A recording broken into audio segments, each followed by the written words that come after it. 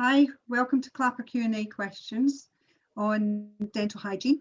Thank you for joining us. My name's Joe and I am a CLAPA volunteer. I've been doing it for 5 years. I'm here this evening to ask Charlotte Iddon, the Oxfordshire Oral Health Improvement Manager for Community Dental Services, your questions about dental hygiene. Charlotte, can you please tell us a bit about yourself and what you do? Oh, thanks, Joe. Sorry you had that really long introduction for my title. Yeah, I'm the Oral Health Improvement Manager for Oxfordshire, and I'm all about the education around oral health and looking after your teeth and having a healthy mouth. And I've got a vested interest in talking to people about cleft lips and cleft palates, having worked with the Spires team in Oxfordshire for a number of years now. So yeah, it's really lovely to be here. Thanks. Thank you, Charlotte. We also have Kate, who's CLAPA's community officer, on this phone call to help with the technology and to share some slides for Charlotte a bit later on. Thank you very much for everyone who sent the questions in advance.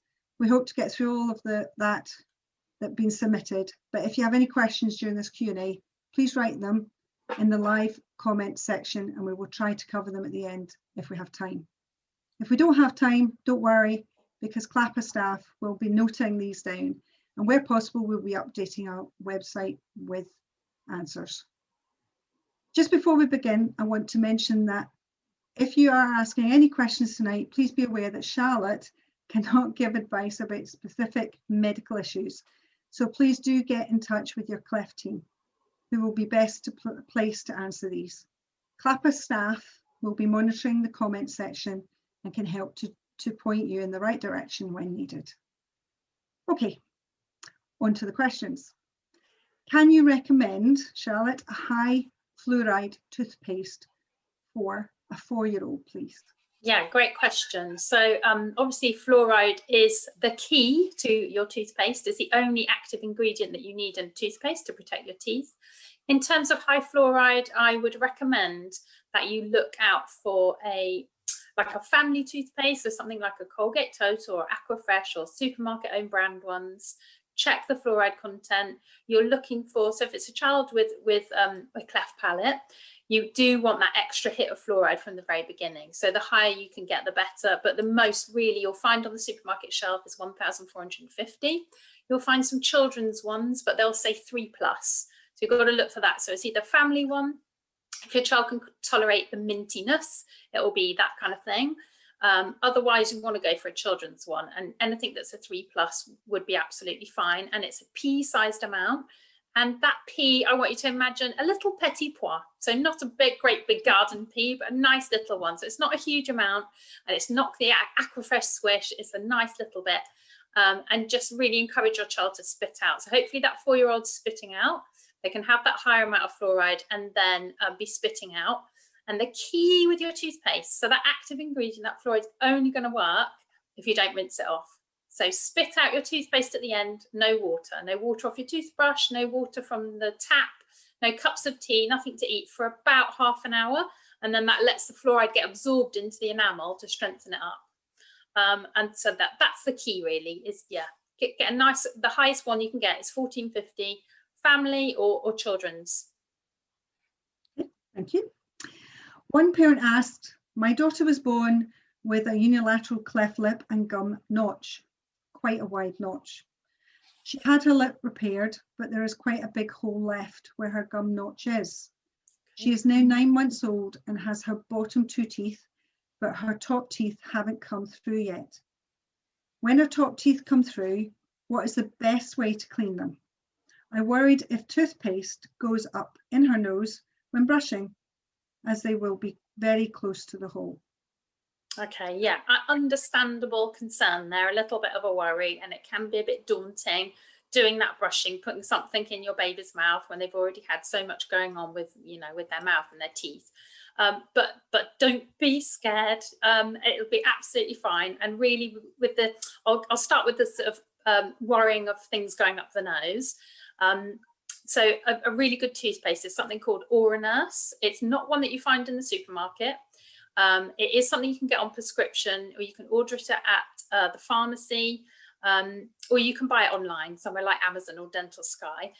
It's a bit more of the pricey end of the toothpaste, but it's an amazing product. It was developed for children with autism who don't like the foaming sensation. So for this child, it would be perfect. So there'd be no foam, no worry of any of that extra stuff going up the nose. And also, as a bonus, it's not minty. It doesn't taste of anything. So you're not going to get that adverse reaction to the mint. So that's really good.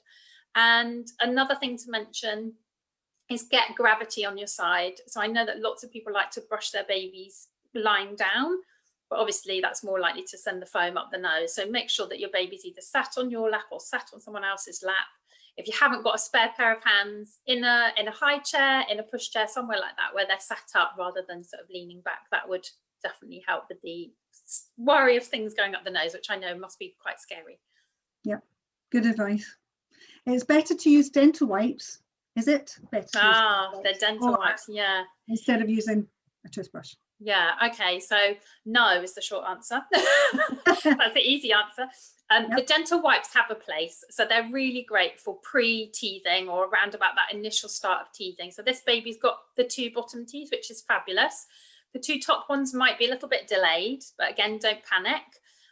Your Cleft team's going to be keeping a close eye on that. All those appointments that you have, they'll be looking for those little bumps getting ready to come through, so don't panic. The dental wipes usually contain something called Xylitol. If you've never heard of that, it's a natural ingredient that comes from the bark of birch trees, slightly random, but that's where it's from. So that it acts like fluoride, so that's why they put it in those dental wipes. So it behaves like fluoride, and it has got an antibacterial quality as well. So it's great for that initial sort of cleaning of sore gums, things like that. But when you've got the actual teeth, as soon as they're there, you've got to do that mechanical brushing. The only way to remove the bacteria, which is what we want to remove, is to use the brush. So there are lots of options that you can go for. I can see someone asked me to repeat the name of the toothpaste. So it's Nurse toothpaste. I think that was the toothpaste that probably the person was asking for, because it's an unusual one, not in the supermarket. But in terms of brushes to use, Kate, if you wouldn't mind sharing slide 1, that would be really good. And as with everything baby, there are lots of different variations. So I just wanted to draw your attention to 4 different ones here. So the top left-hand one is called a brush baby. Now they do some really nice teething things, but they also make this lovely brush too. It's quite a long handle, but a really small head. So if starting just brushing those first 2 teeth that have come through, or the first 4, it's quite ideal. For this mum and dad, they may be a little bit apprehensive of putting something in the baby's mouth. So the finger toothbrush, which is at the bottom on the left, is a really great alternative. It'll do quite a good sort of brushing. It's silicone bristles, it's really soft, and you've got complete control over it because it's on your finger. You might get bitten. That's the only downside of the finger toothbrushes. You might get a little bite, but that's quite nice because you've got really good control over it. The other 2 that I've put there are just the Wisdom Step by Step, really lovely chunky handle for babies to have a play with as well. And then that's just a standard baby toothbrush, so really nice soft bristles and small head. So there are lots of options. Thanks, Kate. This person also asked, on top of brushing for my 9-month-old daughter, would it be worth using baby teeth serum or baby teeth fluoride spray to keep the teeth clean? Yeah, so baby teeth serum was a new one for me. So I'm going to be totally honest, I had to Google it and see what it was. But it is, again, another product which doesn't contain any fluoride. It's quite a natural product. It's quite expensive. We're talking sort of £18. It's quite pricey. And no fluoride in it. And like I said earlier, it's proven that fluoride does the job, and it's a natural mineral. There's nothing, it's not a weird additive that we're putting in that's man-made. It's a natural mineral. And we know it's proven to protect our teeth and help strengthen the enamel, which is definitely what we want with children that have got cleft palates. So I would say that it's probably not necessary if you are being really vigilant and you're brushing twice a day. So with your little person, it'll be as soon as they've got teeth, definitely at bedtime. That's really, really important.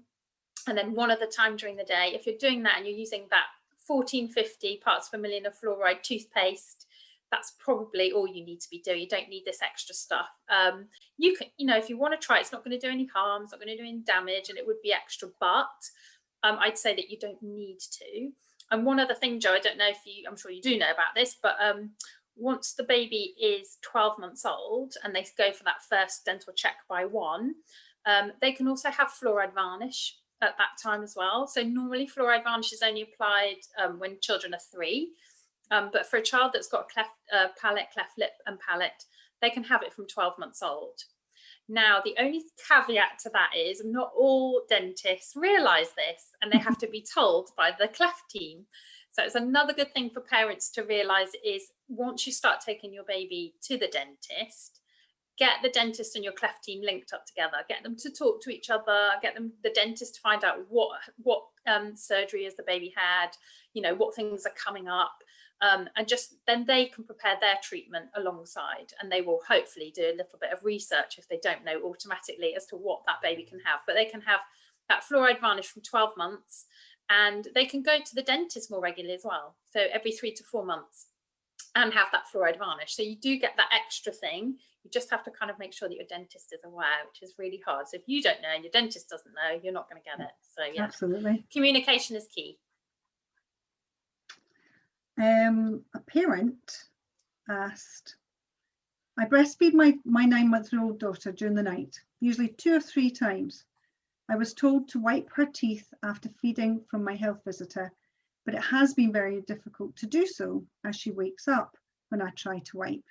Do I need to worry too much about it, or would it be okay without wiping them? Right, yeah, this is a question that I get asked all the time. You know, my baby's breastfeeding, what do I need to do? So the most important thing, and I've said it already, it's like I love getting to repeat things. So it's really great because it means the message hopefully will go in. So the really important thing here is to make sure that you're brushing your baby's teeth before they go to bed. So in that bedtime routine, whatever it is, whether having a bath or a story, have them brush their teeth. Okay, however many they've got, even if they've only got 2 or 4, make sure they're brushing their teeth. That will obviously take off all the bacteria and bits of food from the day, but put on the magic ingredient, which is the fluoride, and let it do its thing. Interestingly, while you're awake, it's a bit of a gross fact, so apologies, but while you're awake, you make and swallow about a pint of saliva a day. And that's your natural defense against all the acid and bits of bacteria and bits of food. Now, overnight, that reduces down to only a teaspoon, so 5 milliliters. So almost it switches off, basically, when you go to sleep. So there's nothing washing anything away, no neutralizing. So you have to have brushed your teeth before you go to bed. So get that protection on and make it safe space, really, for your teeth. Now, add into that breastfeeding. So the mechanics of breastfeeding are quite different to having a bottle, obviously. And the nipple goes much back far in the mouth, so it doesn't normally do too much damage to the teeth at all. So if your baby's awake and they're breastfeeding and they're swallowing it all completely and then they're falling asleep, it's not a problem, it's not an issue. If you're breastfeeding that 2 or 3 times, because your baby's only 9 months old, and you're breastfeeding them to go back to sleep, we've all been there, done that, then what can happen, there can be some pooling. And that's the danger, and that's probably what the health visitor's worried about, is that pooling of a little bit of milk in the mouth can then damage the teeth and cause tooth decay. So that's why she's just suggested wiping them. So just going to add a couple of things in there. So in an ideal world, by the time that baby is 12 months old, they should be getting enough calories during the day that they don't need any breast milk or formula or milk during the night. That's the ideal world, okay? And so that's kind of where you need to be heading. So if you think that your baby is doing this 2 or 3 times feeding because they're hungry, then over the next sort of 3 months, have a plan about getting the calories in the day and not in the night.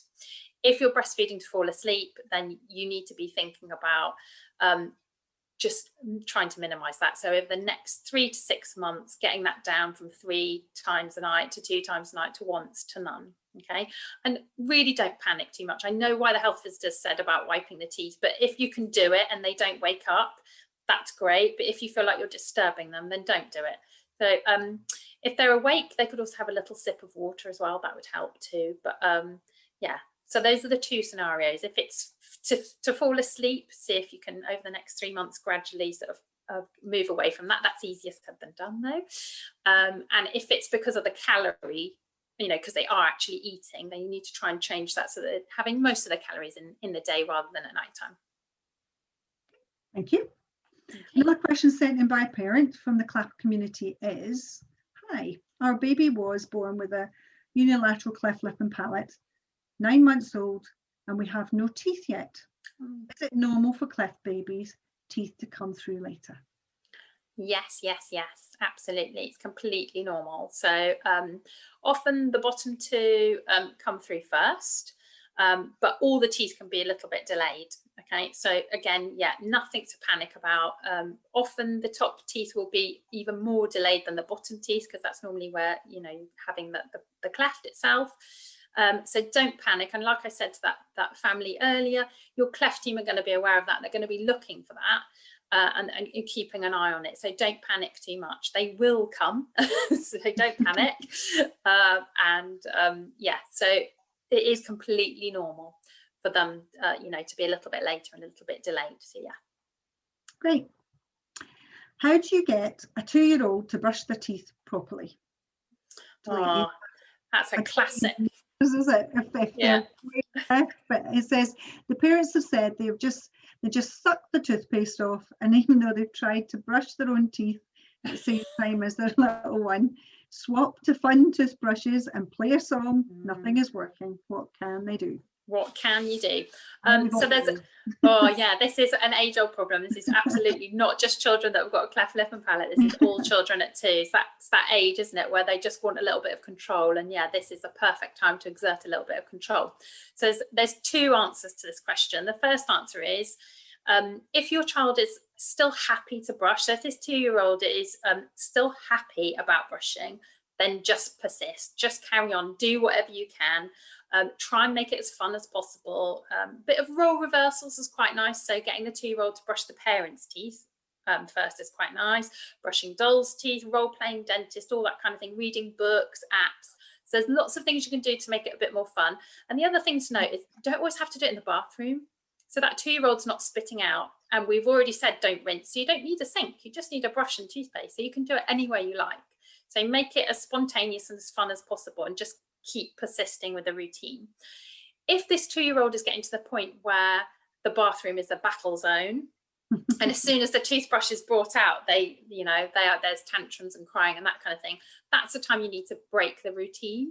And that sounds, it's easier said than done. So I'm gonna play it out for you here. It would probably be a break of routine that will take about 2 weeks. It might be a little bit painful, like with everything sort of child-based.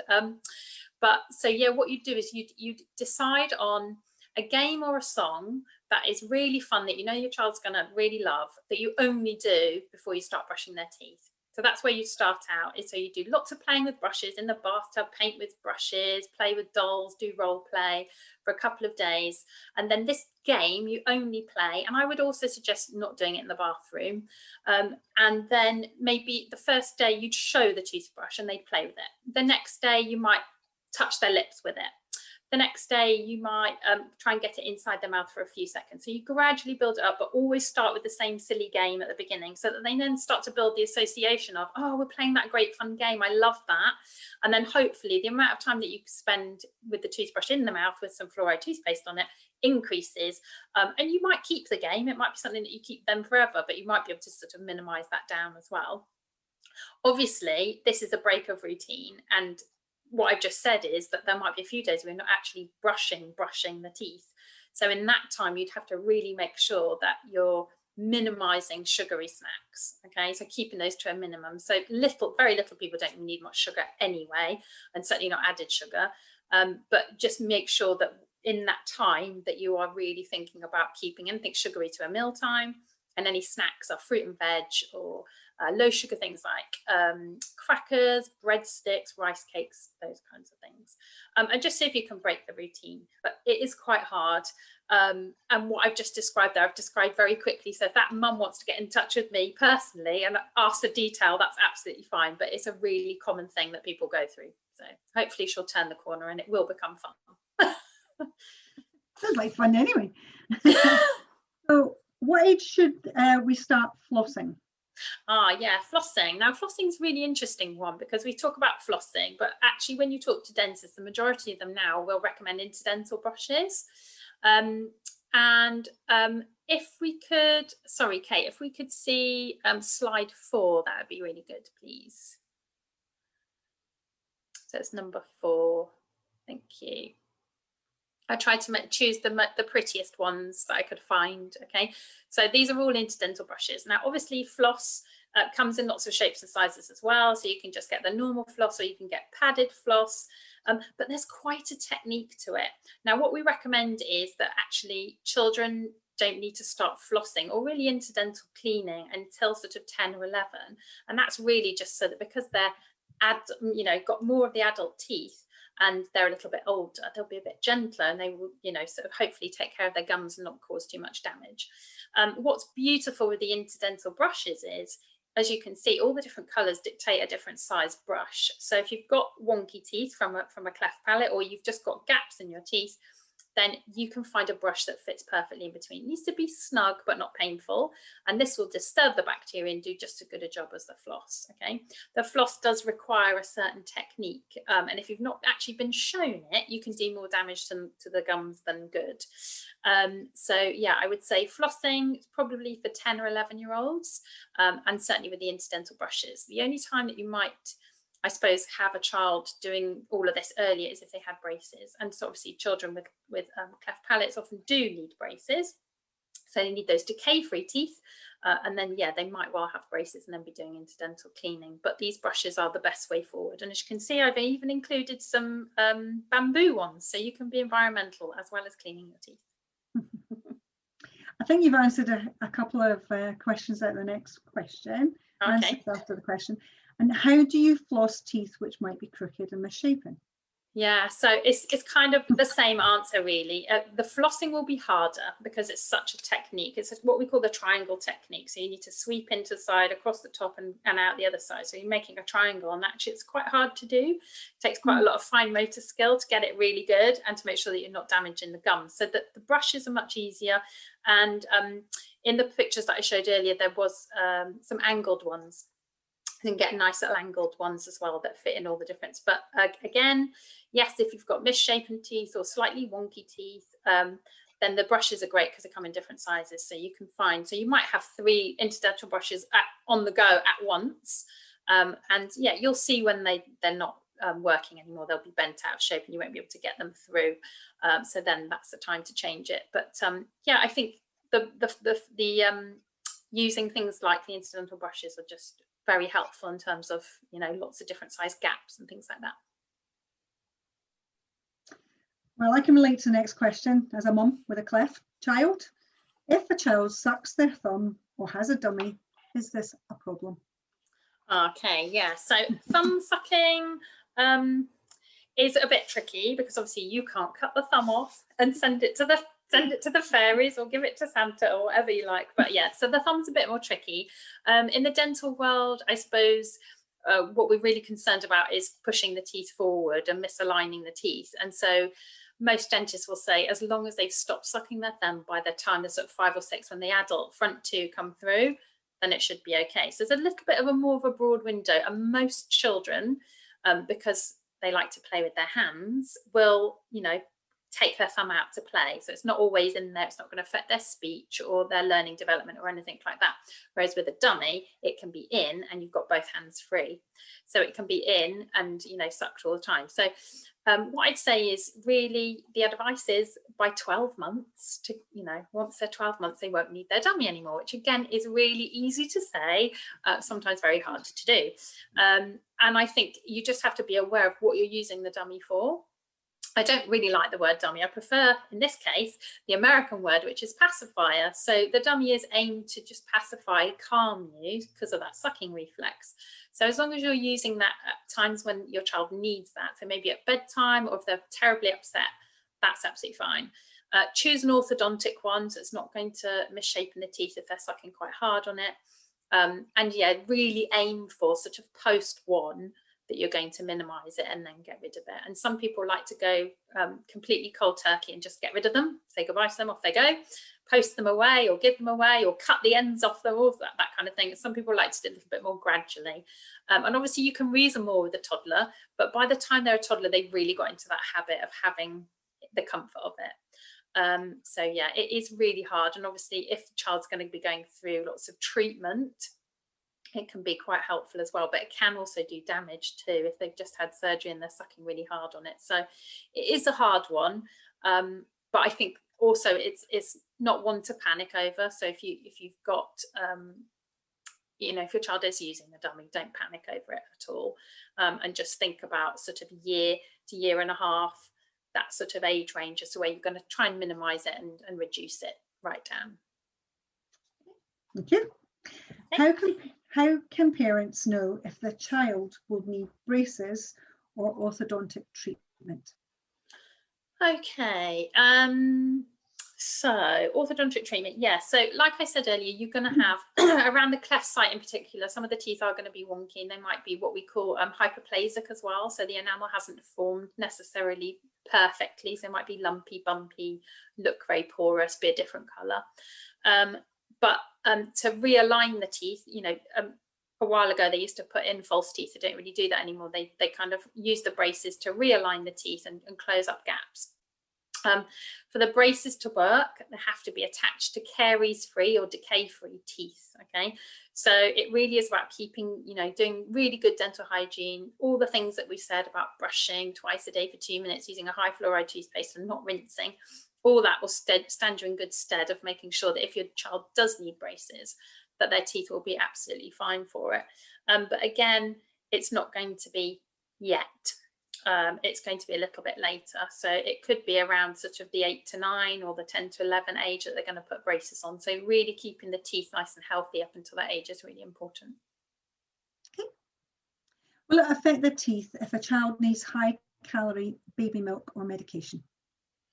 Okay, yes, it can. Absolutely. So yeah, unfortunately it can. So anything that's high calorie or high sugar, obviously it can affect the teeth, but a baby's nutrition and them growing at this point in time is more important than the teeth side of things. So you wouldn't say no to that high calorie milk, you'd say absolutely, and then you'd make sure that what you're doing for the teeth is really, really good. So really thorough cleaning.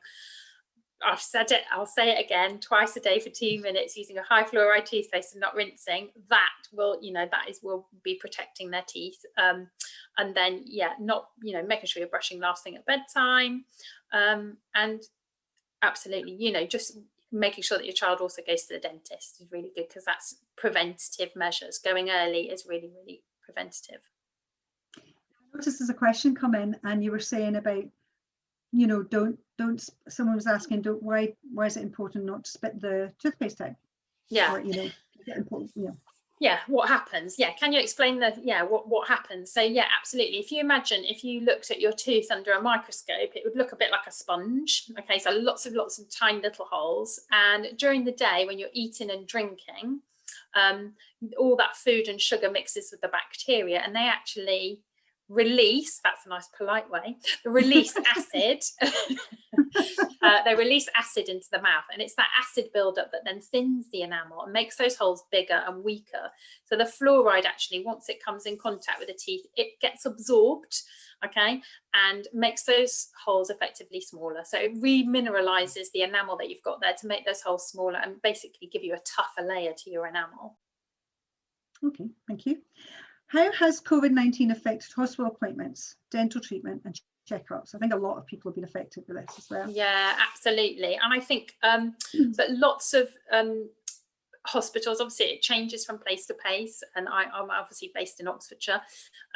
But yeah, I think most of them are back doing surgical procedures, definitely, and making sure that that's in a safe environment. Some places will be doing that slightly differently. And in terms of sort of routine appointments where you're just meeting your cleft team, you know, speech and language, that kind of thing, they're trying to do that in a remote way, just like we're doing now. And that has worked with some success in lots of places. So for lots of those appointments, it's really valuable actually, and it's probably the future of lots of your appointments. But, you know, for certain things like definitely dental checkups, and looking at that, you know, having a restorative dentist look at your child's mouth, or talking to the speech and language therapist, that's really can only be done face to face. So it will be effective. But what I would just say is that if you are concerned about your children's teeth, outside of the cleft team, obviously you've got your dentist. So if you've got your child registered with the dentist, talk to them. So if you're worried, ring them, have a phone consultation with your dentist. They might triage you, they might do a video consultation, or you might be asked to take some photos. But if you are concerned at all, please do contact your dentist, because they are up and running as well. They're just sort of running in a slightly different way, and routine appointments are not quite there yet. But if you have concerns, call your dentist. Thank you. There's a question come in. Can you explain what the fluoride coating procedure is like, and how long does it take? And is there anything I can be prepared for, like loud noises or equipment? I think they're asking about the fluoride varnish. And the fluoride varnish is really, really gentle. There's nothing to it really. It's a bit of paste. So yeah, the dentist will have a tiny little brush and the paste. And the paste is normally fruit flavoured, and ironically sometimes chocolate or caramel flavour. And what they'll do is they literally just paint it on. So it's very quick, so just quickly wiping it on. And there's no loud noises, there's nothing, there's no drilling involved or anything like that. So literally just a paintbrush painting on, and it is basically a paste. We talked numbers of fluoride. This paste has got 22,500 parts per million of fluoride, so a massive hit of fluoride to be absorbed by the teeth. The only thing you have to do is not eat or drink for half an hour. So that's it. So it's not too bad at all, and normally it tastes okay. But obviously you've got to get the child to cooperate. That's a different matter. But assuming that they do, it's quite okay. We've got another quick question coming in. Yeah, sure. Making you work tonight. I like it. It's good. Along with teeth, how can I look after my daughter's gums? Yeah, so the gums are really important. Again, it's an age thing. So we haven't discussed quite this, and maybe we should look at slide 2, Kate, if that's all right. I'm just going to show you some different brushes and hopefully answer this question.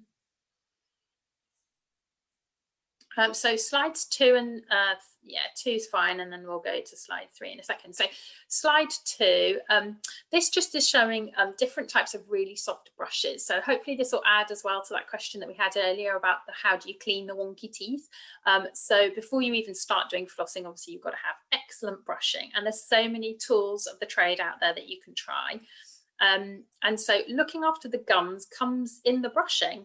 So when you're brushing your teeth, you really should be angling your toothbrush at 45 degrees. So you're angling it down into the gum line for the bottom teeth, and you're angling it up in the gum line for the top teeth. And the brushes that I've got here are just ones that might help. Okay, so we saw the baby brushes earlier. We've got a Curaprox Surgical. Now, quite a few manufacturers make surgical ones. This is a hyper soft post-surgery brush. So it's really compact head and loads and loads of bristles, so quite dense but really, really soft. So it's a lovely one to get in there. And you know, because it's soft, all those bristles will splay around all the different shaped teeth and things like that. And so that's quite a nice one to get, even though it's not a baby's or a child's toothbrush. We've then got the single tufted. Now the single tufted will help you get in all the nooks and crannies, and it's quite small, and it's designed to be used without toothpaste. So it's just the mechanical removal of the bacteria without the toothpaste side of things. So it's really good. And what's really nice about this one is that the neck can be heated up under a hot tap and bent to shape. So if you need to bend it in a different way, you can. So it's, again, really quite handy. And if you're doing that to someone else's teeth, I'd maybe recommend just buying yourself off Amazon a little dental mirror, so like you're becoming a real dentist, and that, yeah, a couple of pounds, and you can see in someone else's mouth and kind of get that brush in all the nooks and crannies. And then the other two are both children's toothbrushes, but there's one which is called the Oraleaf 360, which is really great. So it's the brush all the way around. It's like a mini toilet brush for your mouth, which is kind of funny. And yeah, much cheaper, around about £3, but obviously it cleans more than one surface at a time, which is quite handy when you've got children. And then something like the TP, again, really, really soft end, a nice compact head. So with all of these, except maybe the single tufted one, it's about getting into that gum line. It's at 45 degrees. That will keep your gums healthy because you'll be brushing the bacteria out from where they live, which is right along your gum line. If we can, sorry, Kate, if we can go to the next slide.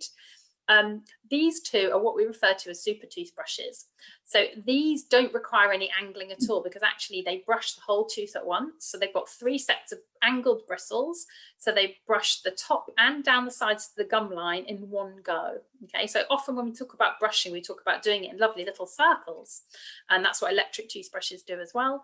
These ones as you can see really clearly on the Collis curved toothbrush, how that's gripping either side. So it's getting really into the gum line, but it's brushing the whole tooth at once. So really great for reluctant brushers or parents who are a bit wary. This gets the whole sort of thing done in a less amount of time and maybe less drama.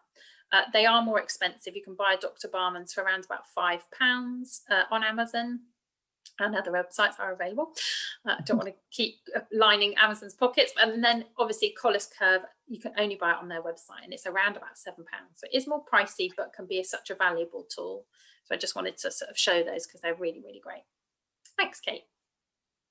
I mean, you were talking about the little mirror, the dentist mirror. Yes. I got one for my son years ago, and actually it's really good to see what they're doing, but also with kids with clefts, you don't necessarily just need to use it for the teeth.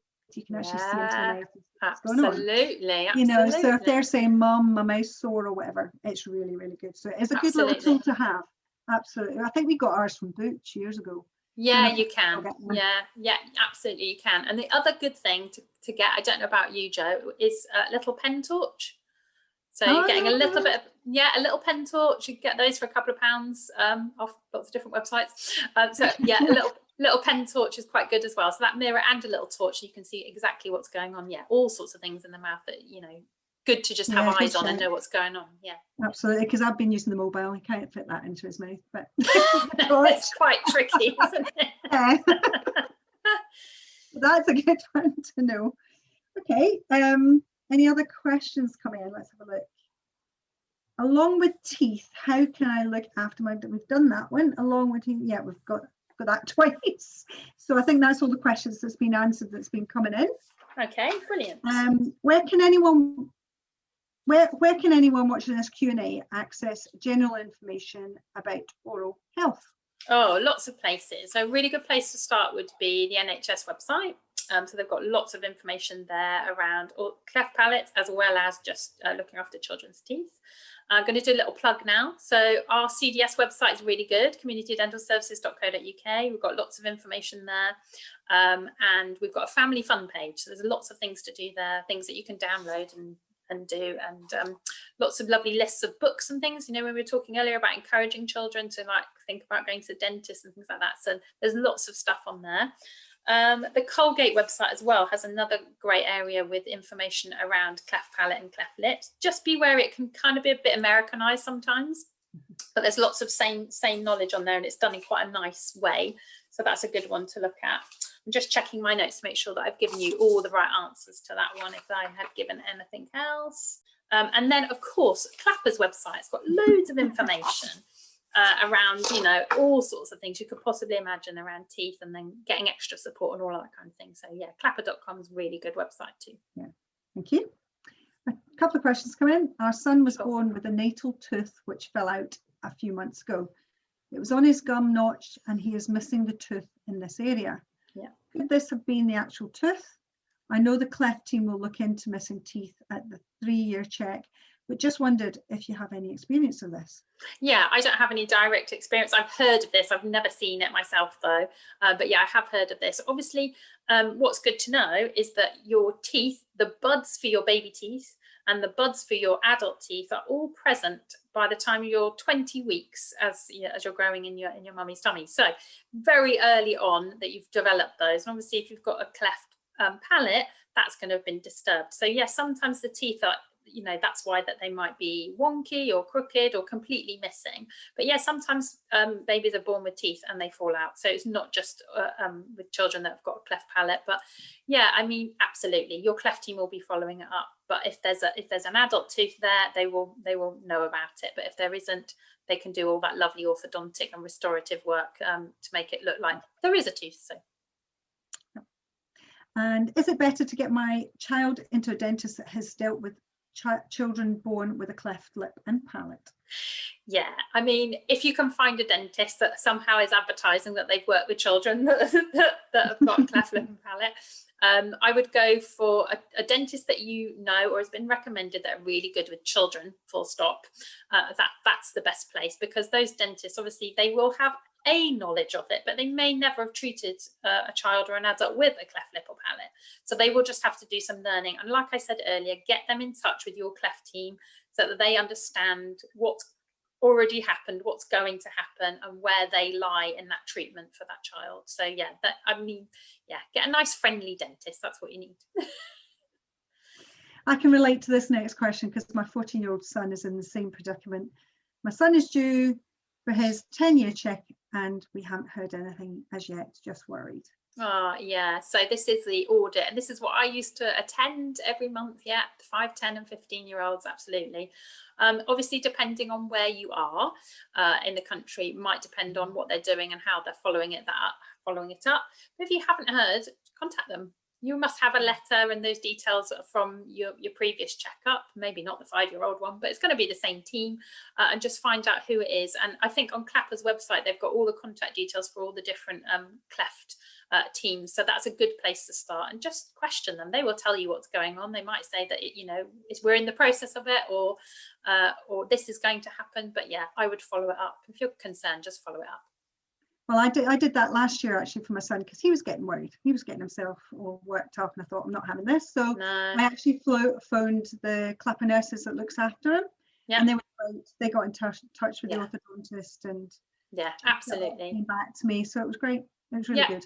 Absolutely. So that's another, yeah, I would have said that. I hadn't thought of that. Yeah, your nurse that's always been looking after you, they're a good port of call as well. You can always ask them, definitely. But if you're worried, maybe something around that 10-year-old's teeth is worrying the parent, talk to your dentist as well. You can do that too. You don't have to wait until your 10-year checkup. Okay. Another question. My daughter is waiting for a tooth to be taken out due to her cleft by St. Thomas, but our local dentist keeps cancelling appointments. But it is causing her pain. What can I do?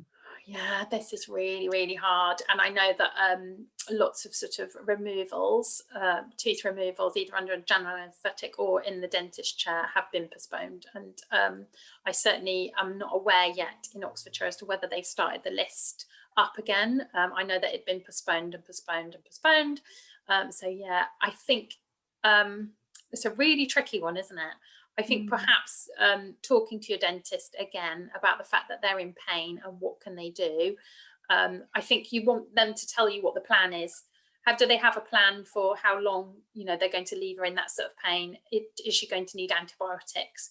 They should be able to give you that plan, an idea of what they think her treatment will be and how long it will be. But you might just need to push them on it. Okay, thank you. If those watching have a personal question about their child's oral health, who can they contact? Yeah, I think we've kind of said it already, haven't we? But yeah, I think, you know, just making sure that if you are worried, there's lots of places that you can go. So the CLAPA website, our website, the NHS website. If you don't want to, if you want to talk to a real person, talk to your dentist, talk to your Cleft nurse, talk to your Cleft team, communicate. That's the main thing. Just air your worries sooner rather than later, and someone will be able to support you. Great. Oh, my grandson has acid reflux. Is this common? Wow, well, acid reflux is quite common nowadays, and I'm sure they're asking, is it common alongside the cleft palate? I don't know if there's any correlation there. I mean, I suspect there might well be, because obviously the formation of different parts of the body. But I'm not the expert on that, I'm afraid. I hold my hands up to that one. I can't answer that one. I don't know if you can shed any more light on that, Jo. Not really, no. No, I'll be wrong to say so because I'm not medical myself, so unfortunately I don't know that one. Okay, thank you very much for doing this, Charlotte. You're welcome. That's all the questions we have, and thank you for coming along and giving us the time to talk to us. It's hugely appreciated. I'm sure everyone watching feels the same way. Thank you to everyone who's joined us online. This video will be available on CLAPA's Facebook page after tonight and will be posted on CLAPA's website too with subtitles. So do look out for it if you'd like to catch up later. If you'd like to get around to answering questions in the live comments, don't worry, we've done that. We've managed to cover them on, so hopefully we've answered all your questions. You can also get in touch anytime at info@clapa.com and they can help to point you in the right direction. Once again, thank you, Charlotte, for joining us, and thank you to everyone watching both now and later on. We hope you've enjoyed the Q&A, and we look forward to seeing you again at one of our up and coming online events in the future. Also, if you want a bit more information about events, just go to our CLAPA website. So it's clapa.com/events. From both of us, good night and have a lovely rest of your week. Thank you. Thanks.